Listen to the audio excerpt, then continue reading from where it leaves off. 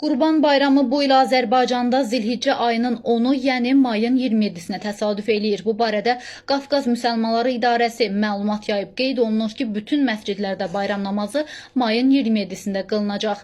Bayram namazı Əjdərbəy məscidində saat 8-də, Təzəpir məscidində isə saat 9-da qılınacaq. Həmin gündən etibarən 3 gün müddətində qurban kəsimini həyata keçirmək olar. Qurbanlıq seçərkən heyvanın sağlam olmasına çox diqqət yetirilməlidir. Xəstə, çox zəif, kor və ya ciddi qüsurlu heyvanın qurban kəsilməsi bəyənilmir, doğru hesab olunmur. Həmçinin heyvanın yaşı şəriətə uyğun olmalı və ona əziyyət verilməməlidir. Qurban əti əsasən ehtiyaclı insanlara, kasıb ailələrə, yetimlərə, şəhid ailələrinə və imkansız qonşulara paylanmalıdır. Qohum və dostlara da pay vermək gözəl əməllərdən sayılır. İnsan öz qurbanından yeyə də bilər.